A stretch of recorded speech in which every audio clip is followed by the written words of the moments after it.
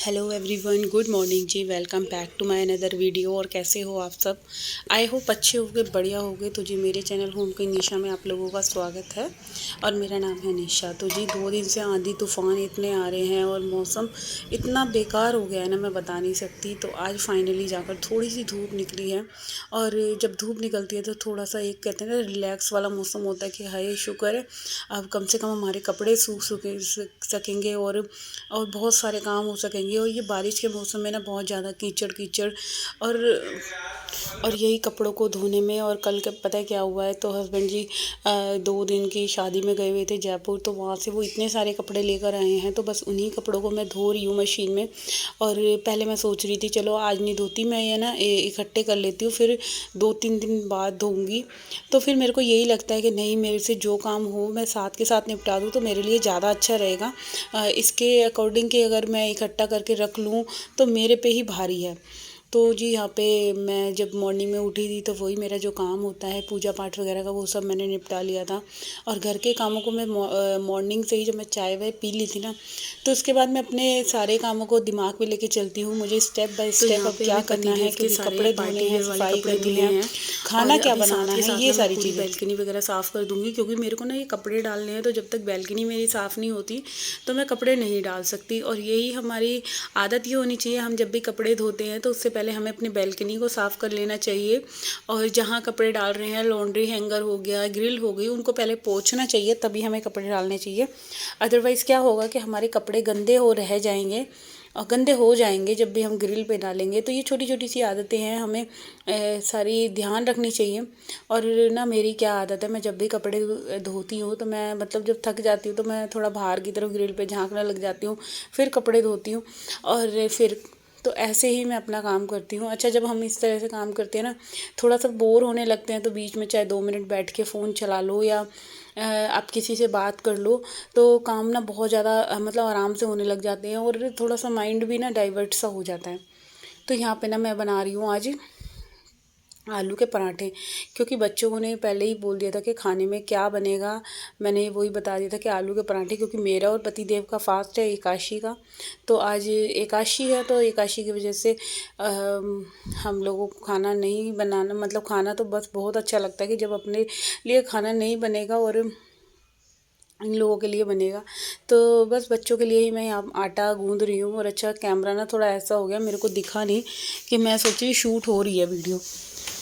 तो यहाँ पे ये आटे का डो मैं रेडी कर रही हूँ और अब जल्दी से ना मैं आटा गूंद लूँगी, क्योंकि आटा गूंदा हुआ होगा ना तो फिर मेरे को काम करने में कोई ज़्यादा प्रॉब्लम नहीं होगी। सा गूंदना है, बिल्कुल मलाई वाला आटा गूंदना है। तो वही मैं आटे में ना मुक्के ज़्यादा मार रही हूँ और थोड़ी देर मैं इसको रेस्ट पे रखूँगी, क्योंकि जब तक आटे में मुक्के ढंग से नहीं लगेंगे तब तक मेरे पराठे ना बिल्कुल भी अच्छे नहीं बनेंगे। तो बस यहाँ आटा गूंदने के बाद मैं अभी हाल ही ना मैं आलू छील लूँगी।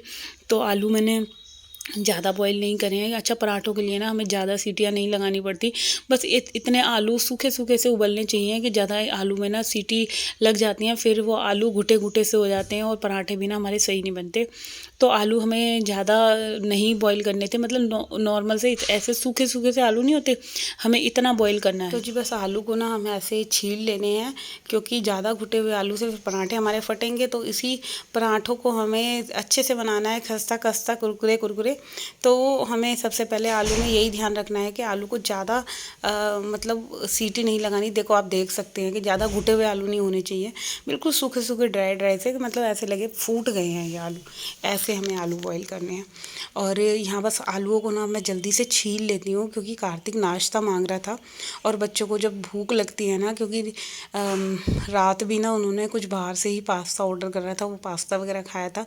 तो भूख, बड़े वाले को तो वैसे भी बहुत जल्दी भूख लगती है, तो बस उसी के लिए ना मैं ये पराठे बनाने की प्रिपरेशन में लग रही हूँ। अच्छा, यहाँ साथ के साथ ना मैंने 2-3 काम और भी कर लिए थे कि बैल्कनी साफ़ कर ली थी और हस्बैंड जी के जो सारे नए कपड़े थे वो जो सूटकेस लेके गए थे वो भी मैंने खाली कर लिया था, क्योंकि उसमें जो जब तक वो खाली नहीं होता तब तक धुलते नहीं कपड़े। तो ये जो काम होते हैं ना, कि पहले मैं सोच रही थी कि ऐसे इसको ऐसे कैसे रख देते हैं, बट मेरे को ये लगता है कि हम जितना काम हो सके हाथों हाथ निपटा लें तो हमारे काम हमारे लिए ही आसान हो जाते हैं। और जब हम पेंडिंग करने लग जाते हैं जिन कामों को भी कि अभी चलो डिले कर देते हैं, कल कर लेंगे, परसों कर लेंगे, तो वो काम हमारे लिए बहुत ज़्यादा भारी हो जाते हैं।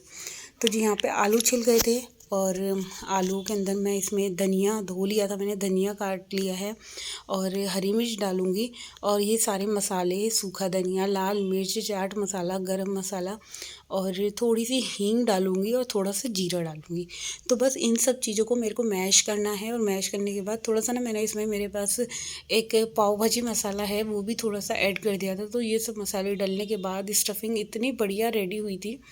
और अभी मैं नमक डाल रही हूँ ऊपर से। तो बस अब इसको जल्दी से मेरे को ना मिक्स कर लेना है और ज़्यादा मिक्स बस हाथों से ही ऐसे बिल्कुल फुल मतलब पोले पोले हाथों से जैसे कर दो ना, बिल्कुल सॉफ्ट सॉफ्ट सा हाथ मारना है हमें, ज़्यादा दबा के आलू पे हाथ नहीं मारना क्योंकि इससे आलू हमारे फूट भी सकते हैं। तो जी बस अब यहाँ पे हम आलूओं को जल्दी से करने के बाद इसको मैं टर्न कर लूँगी दूसरी कटोरी में और अभी मैं जल्दी से ना तवा रख दूँगी और इधर मैंने चाय भी बनने रख दी है। और ये सब काम मैं देखो हाथों हाथ निपटाती रहती हूँ, कोई भी काम ना मैं अपना पेंडिंग नहीं होने देती क्योंकि मेरे को ये लगता है जब भी मैं काम करूँ तो मेरे काम सारे मतलब स्टेप बाय स्टेप ख़त्म होते जाएँ और कुछ भी काम ढेर ना हो। तो बस यहाँ पे ये सारा साफ़ हो गया है और अब यहाँ मैंने चाय बनने रख दी है बच्चों की, मम्मी की और ना कोई 2 जने नीचे आए थे तो उनके लिए भी मैं चाय बना रही हूँ। तो ये चाय इसीलिए आप लोगों को लग रही होगी इतनी सारी चाय बना रही है, तो कम से कम 3 3 6 कप चाय थी। तो चलिए यहाँ चाय बन रही थी तो इतनी देर में मैंने सोचा चलो मैं पराठे बना लेती हूँ जल्दी जल्दी से क्योंकि बच्चों को भूख लग रही थी और नाश्ते का काम निपट जाएगा। फिर इसके बाद मेरा किचन का पूरा काउंटर टॉप वगैरह क्लीन होगा क्योंकि नाश्ता वगैरह हो जाएगा और बच्चे जब दोपहर में जो खाएंगे वो देखा जाएगा, अभी का तो निपटे। और इस तरह से जब हम काम करते हैं नाश्ता वगैरह सब हो जाएगा, फिर जब किचन साफ़ होएगी ना तो फिर ये रहेगा पूरे दिन के लिए हमारा काम बिल्कुल हल्का है और अब हमें कोई टेंशन नहीं है कि पूरा दिन हमें फिर किचन में कुछ गंदा होएगा और हमें दोबारा से मेहनत करनी पड़ेगी किचन के लिए। तो जी यहाँ पे अब जल्दी जल्दी मैं पराठे बना रही हूँ और पराठे बहुत ज़्यादा नहीं बनाने थे, सिर्फ 4 या 5 ही पराठे बनाने थे कार्तिक और डुग्गू के लिए क्योंकि हम दोनों मियाँ बीवी का फास्ट है तो हमें तो खाना ही नहीं है। तो यहाँ पे मेरे को चाय थोड़ी सी और कम लग रही थी तो मैंने इसमें और दूध ऐड करा है और थोड़ी सी पत्ती डाली है। और बच्चे ना थोड़ी सी ज़्यादा मीठी चाय पीते हैं तो उनकी वजह से मेरे को आज चाय में थोड़ी सी चीनी भी ज़्यादा डालनी पड़ी है। और यहाँ पे ये पराठे देख ही सकते हैं क्रिस्पी क्रिस्पी बन चले हैं। तो जी बस अब जल्दी जल्दी से पराठे बनाने के बाद मेरे को अभी पूरे घर की डस्टिंग वगैरह सब कुछ करनी है। तो मैं पहले यही सोच रही थी कि पराठों को ना मक्खन के साथ जब खाते हैं तो पराठों का ना एक अलग ही टेस्ट आता है। खाना दे दो तो हमारी मेरे मेरे दोनों दोनों बच्चों को पराठे मतलब अमूल वगैरह मक्खन के साथ बहुत अच्छे लगते हैं। तो बस उनको ना मैं पराठों के ऊपर एक एक मक्खन की टिक्की काट काट के रख कर दे रही हूँ क्योंकि मेरे को लगता है ना जो बच्चे अगर खाते हैं वो सही है। अभी देखो खाने की उम्र है और बच्चों को सारी चीज़ें देनी चाहिए, ऑयली चीज़ें सब देनी चाहिए, इतनी भी एक्सेस में मत दो मगर देसी घी मक्खन ये सब चीज़ें देनी चाहिए क्योंकि अभी वो बच्चे हैं और सब डाइजेस्ट कर लेंगे और जब वो बड़ी हमारी जैसों की उम्र पे आएगा तो हर एक चीज़ डाइजेस्ट करने में प्रॉब्लम होती है। तो इसीलिए बच्चे खेलते हैं कूदते हैं तो मक्खन हो गया घी हो गया ये हमें ज़रूर ही अपने बच्चों को देनी चाहिए।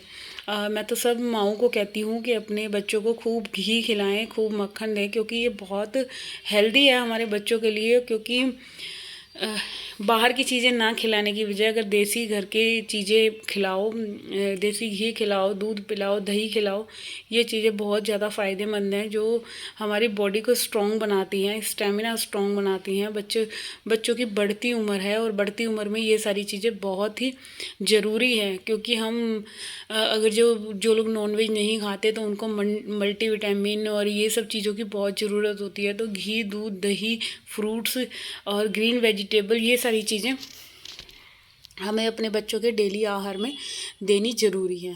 तो जी चलिए यहाँ अब जल्दी जल्दी से हमारे पराठे बन गए हैं और बस अब इसके बाद में ये जो चाय मेरी बॉईल हो गई है इसको भी मैं छान के ना साथ के साथ नीचे भिजवा दूँगी। और मम्मी जी को भी चाय देनी है, आज वो दूध नहीं लेंगी क्योंकि वो एकादशी पे दूध नहीं लेती, चाय ही पीती हैं। तो जी यहाँ ये पराठे सीख चुके हैं।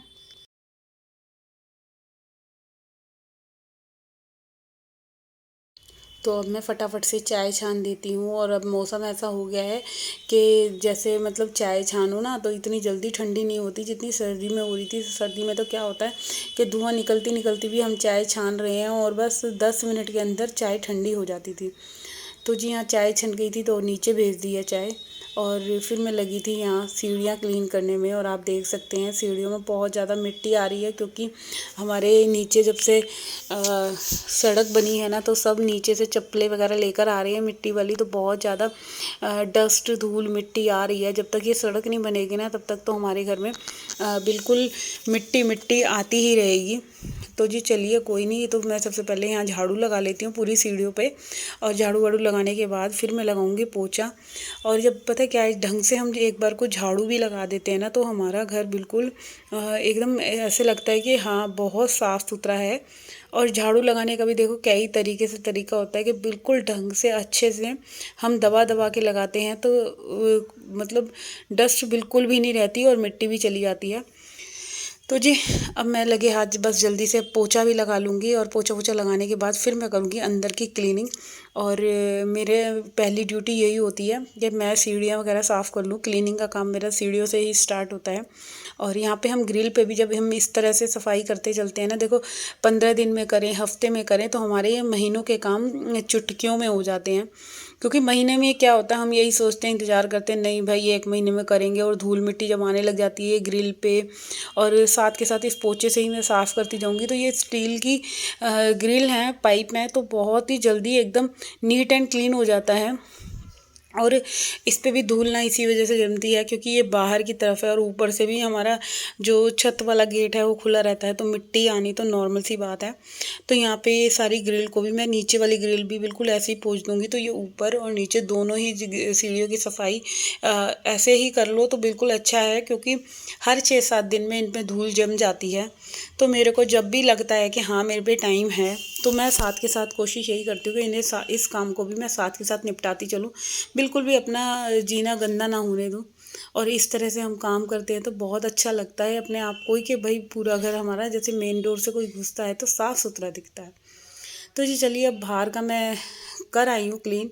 और अब बारी आती है मेरे किचन की। तो अब मैं जल्दी से ना किचन का काउंटर टॉप क्लीन करूँगी। और ये बर्तन जो मैंने साफ़ करे थे इनको भी मैं सबसे पहले किचन का, देखो काम जब हम शुरू करते हैं ना तो हमारी ड्यूटी यही रहती है कि जो भी पहले बर्तन हैं धुले हुए हैं या गंदे हैं तो हमें उन्हें सिंक में डालना चाहिए। जो धुले हुए हैं उन्हें हमें लगा देना चाहिए। जब हमारे बर्तन लग जाते हैं ना तो मैं बता नहीं सकती, ऐसा लगता है कि बस अब किचन जाकर साफ़ हुआ है। और इसके अपोजिट क्या होता है, हम चाहे किचन जितना मर्जी साफ़ कर ले और बर्तन अगर